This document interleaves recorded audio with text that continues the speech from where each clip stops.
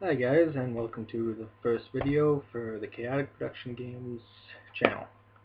Today we're going to be showing you how to make a portable USB charger for your cell phone, iPod, whatever you need, whatever you have a USB charger cord for.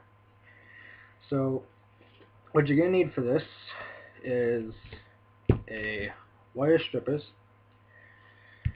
a soldering iron, optional, you can use electrical tape, either one, some tin snips or scissors, anything that'll cut aluminum, an Altoids can, a 9-volt battery, and a 9-volt connector, a car charger, and this is again optional, a little flip switch. Okay, so to begin, what you want to do is take apart your car charger. Just get a flat object and put it in the little lines right there, and when you get the plastic covering all taken off, it'll look something like this. Now, any car charger will work. You can buy a 99-cent one. This one cost me a bit more, but preferably I would have rather used a different one, because this one actually kind of sucks. But to start off, take that, and what you want to do is take your 9-volt connector and strip the wires down just a little bit. Okay.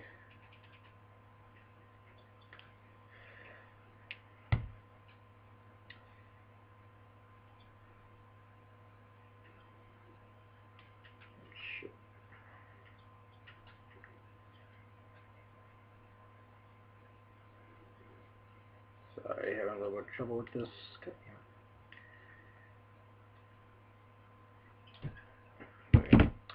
Okay, so now that you got your wires stripped, what you want to do is take the red wire and connect it to the spring. The spring is going to be your negative charge, and the side panel here is going to be your positive charge. So what you want to do is, I like to wrap it around a little bit to make sure it stays in place. So just wrap the wire around it a little bit, maybe put it through a loop or two, and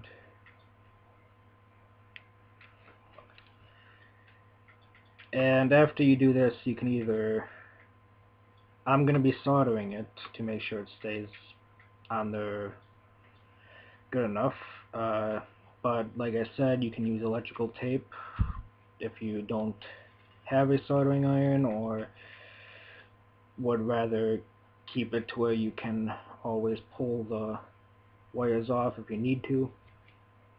But once you get on there pretty good, I'm just going to give you a quick example of how this is going to work.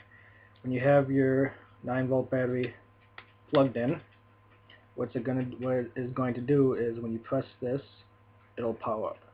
When you press the two wires to where they have to plug into, it'll power up.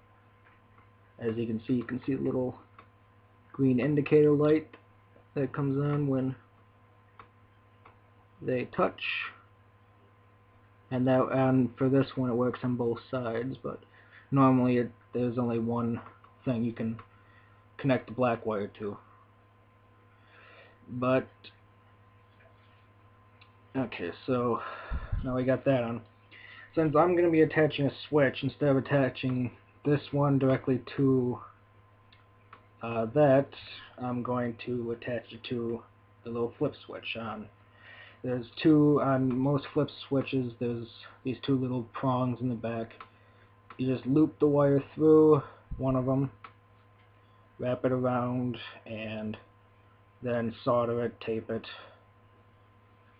do whatever. Just making sure that you don't get anything into the internal components of it. And then, now that that's on, and again, since I'm adding that, I have to get a extra piece of wire. I have a few of these, so I just cut a wire off of an old one. And what you want to do is strip that down on both sides.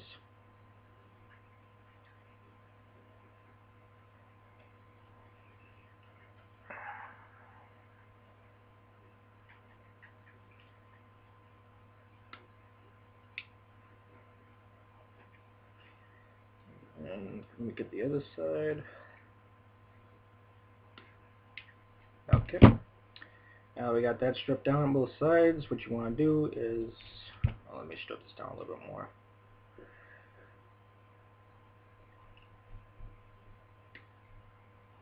Okay, there we go. Now with that stripped down both sides, what we want to do now is take the wire and loop it, take one end of the wire and loop it through the other prong, the one opposite to the first wire, and I'm having trouble getting this stupid thing in there. Damn it.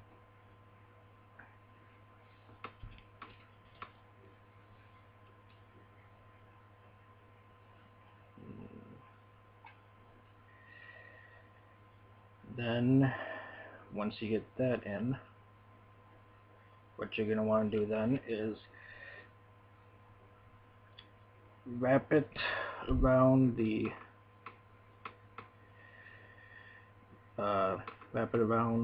your car charger on the positive end.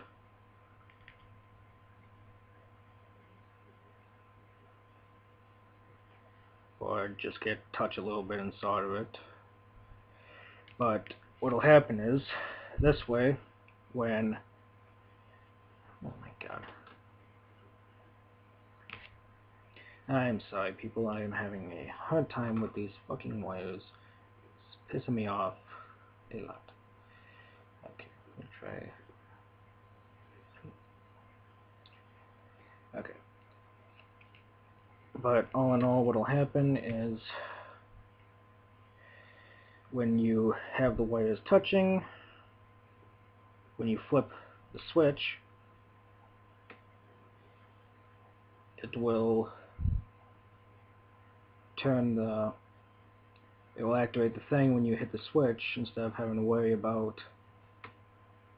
unplugging the battery over and over again. So now that we got pretty much basically put together, thing we can do now is start cutting the thing we can start doing now is to start cutting the holes that we need for the Altoids can. So, you're gonna really want to cut two holes, one along the side to plug in the USB, and if you decided to put one on, one along the front end for the switch. Now you want to try and match them up a little bit so it doesn't look that, so it at least looks pretty good and it all fits well. I like to make the USB hole a little bit bigger just to be safe, but so line it up a little bit, maybe make a little pre-cut.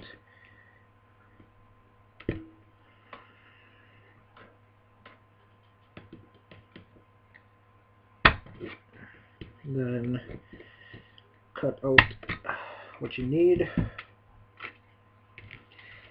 And if you want it to work the best thing to do is going to be to try and keep, there's like a little lip on the top around the side.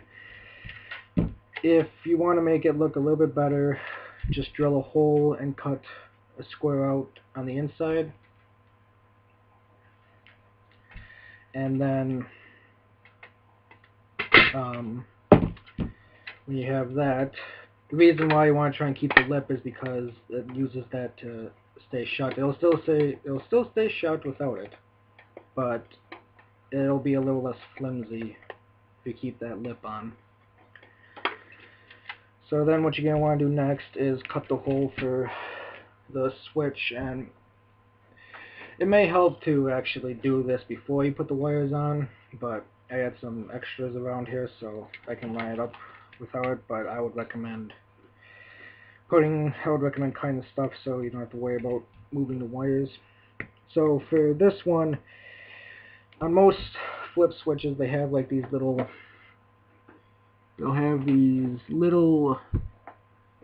indented things on the sides. Usually those are there to help them stay in place. So what you might want to do is actually, to make sure it stays pretty good, don't cut it right on the edge. Like when you put it into place, cut it over just a little bit to the side so it has enough space to fit into that little indent.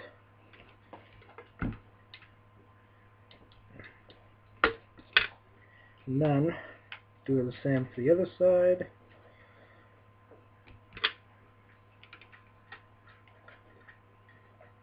I'm just kind of guessing on this. I'm not really measuring. If you want it to be like, if you want it to look exact and all that, you can measure, mark, do whatever. I am just trying to show you guys the gist of how to do it. So cut that out. Make sure your switch fits in.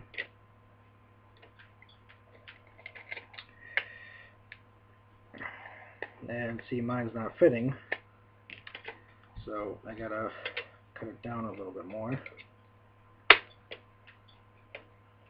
Well, now it's too much space, but So now slide your switch in. Man, oh, actually, never mind, that was perfect. So now you can get your switch in there.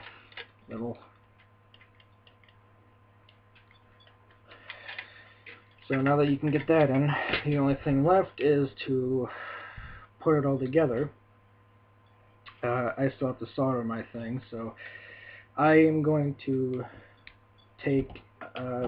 I'm going to have to pause the video while I let my soldering iron heat up. And I will see you all in a little bit. Okay guys, now the soldering iron is warmed up. I will solder everything into place now. For those of you who haven't used the soldering iron before, and I doubt if you haven't used one, you're probably not going to be using one now. Very hot, obviously, and pretty much just take solder, melt it down with your soldering iron, and use it to connect the wires. Pretty much if you want a permanent fix on this, use a soldering iron. Very smoky, so it's probably not a good thing to be doing at 2 in the morning. Someone's gonna think my house is burning down.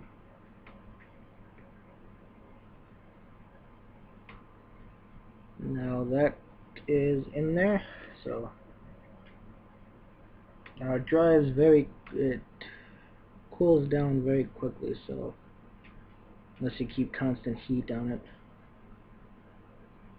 So I think some of it just hit my head. I'm feeling a very small pain.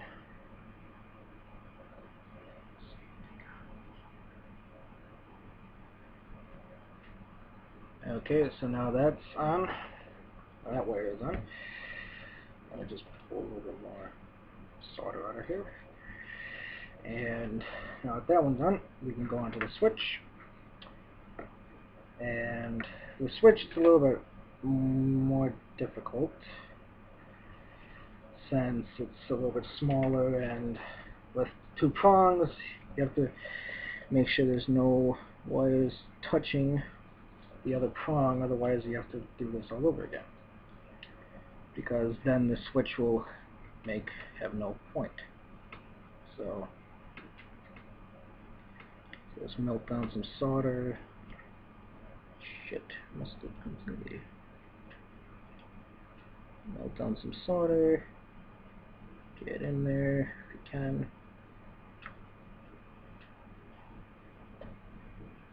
Then do it for the other side.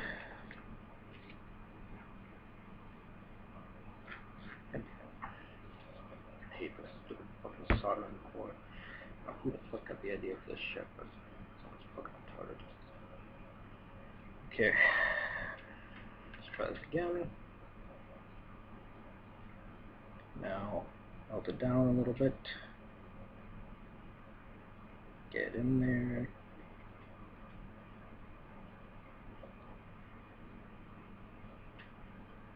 Make sure it's connecting the wire.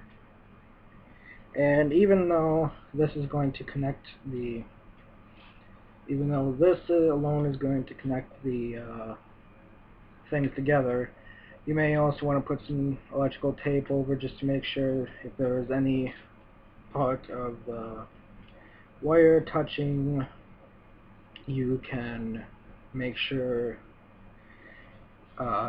it won't touch the other prong, so the switch will still actually work and not be total crap. David, should go for safety lights.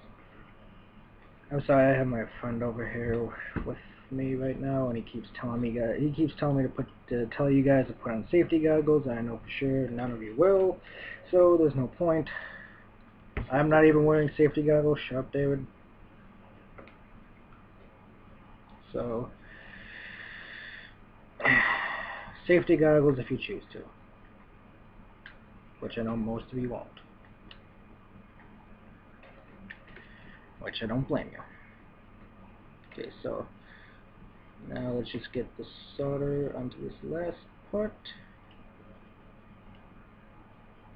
Okay, I think I'm burning a little bit of the, I think I was burning some of the plastic on that one.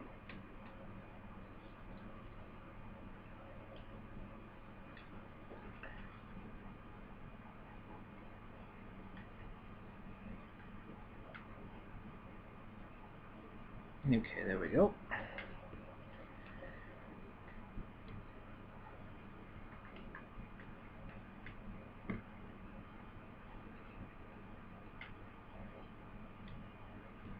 And now, switch works. So, we can unplug our soldering iron before one of us ends up burning ourselves.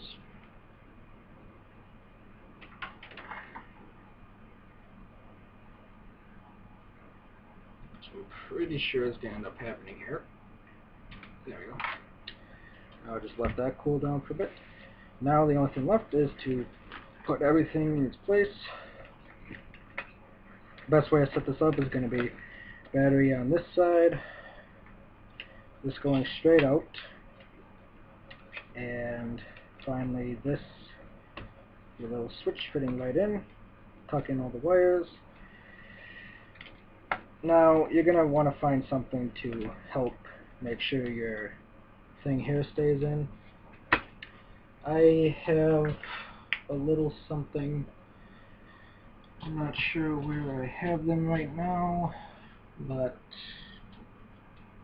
I did not really think about them.